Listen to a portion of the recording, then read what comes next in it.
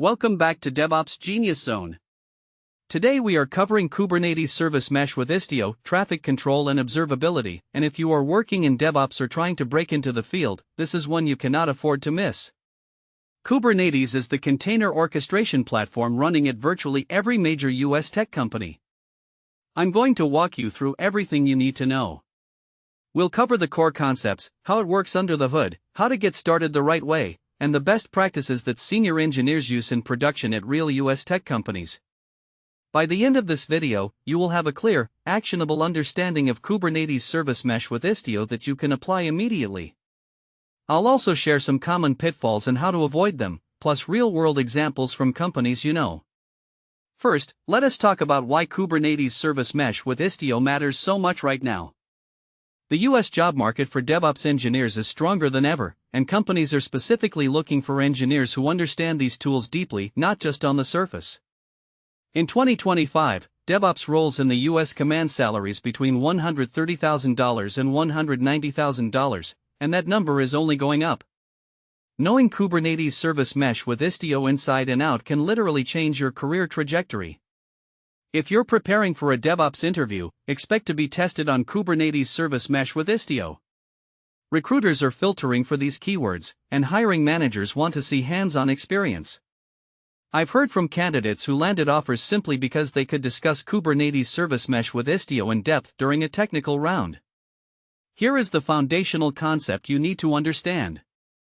The desired state management model means you define what you want, and the system figures out how to get there. This reconciliation loop runs continuously, comparing the actual state with your desired state and making corrections automatically.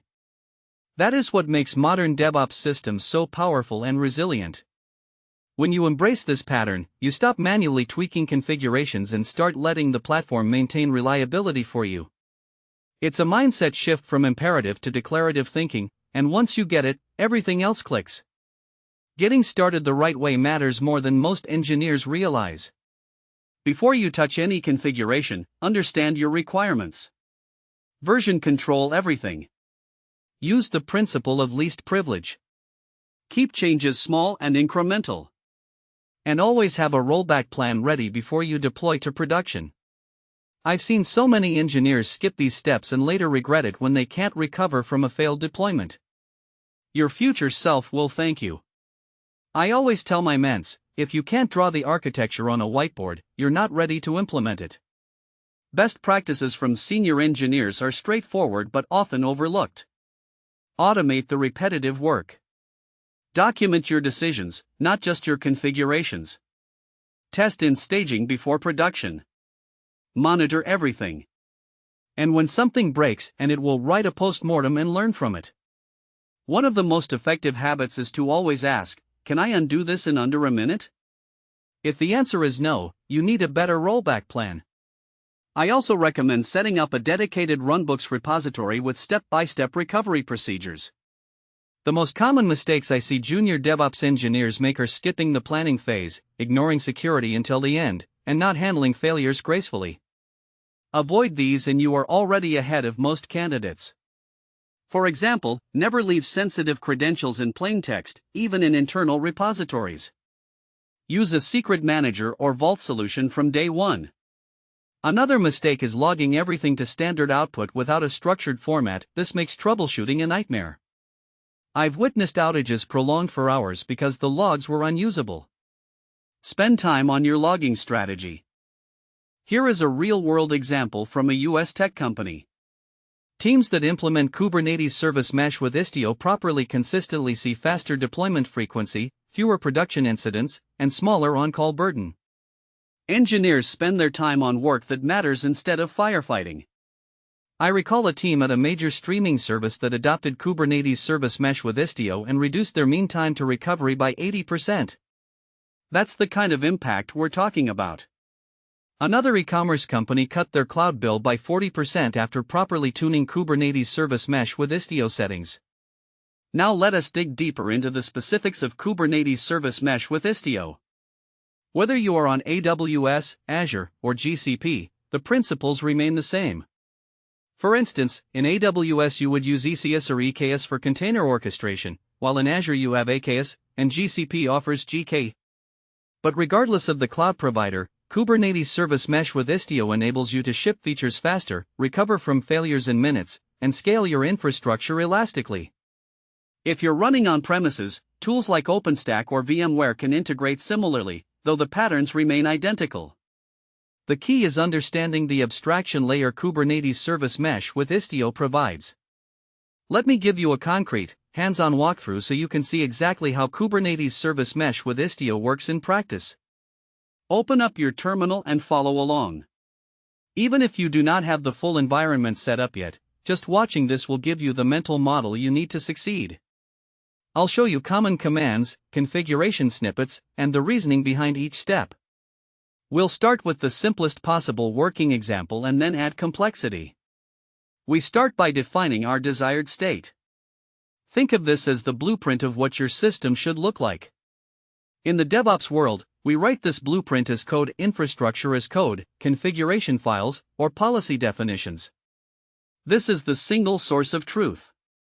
For example, you might write a YAML file that describes how many replicas you want, which image to run, and what environment variables to set. I'll walk you through a typical manifest and explain each field. Once the blueprint is defined, the next step is to let the system reconcile the actual state with the desired state. The control loop checks every few seconds. Are the right containers running? Is the correct number of replicas active? If something drifts, the system automatically brings it back into alignment.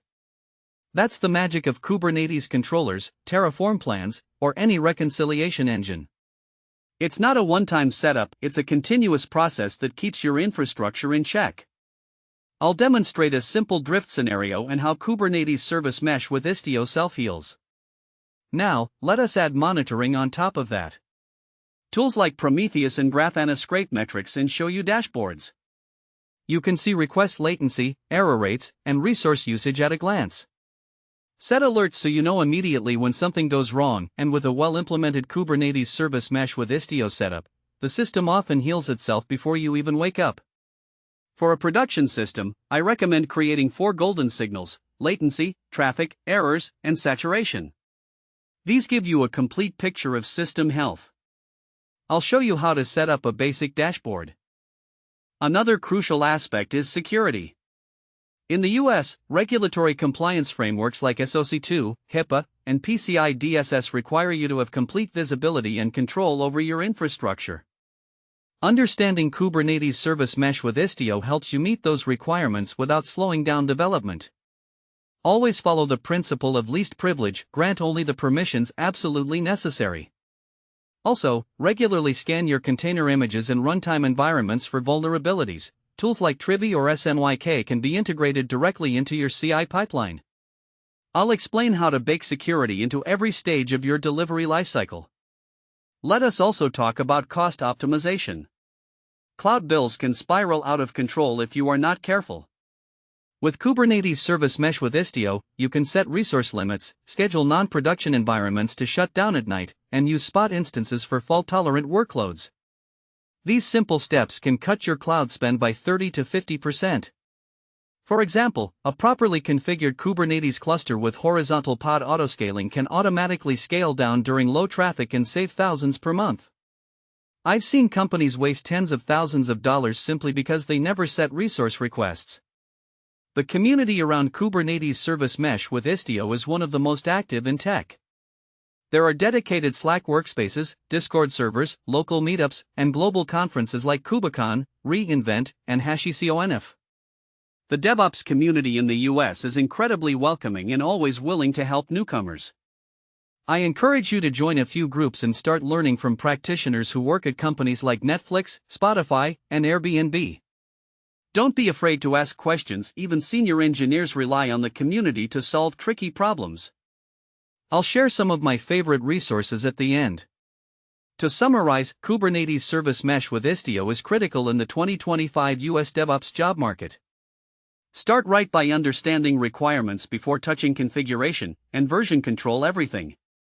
Follow best practices around least privilege, small changes, automation, and documentation. Monitor everything from day one, and always have a rollback plan. The market rewards engineers who deeply understand these concepts, not those who merely copy-paste commands. If you can demonstrate Kubernetes service mesh with Istio knowledge in an interview, you'll stand out immediately.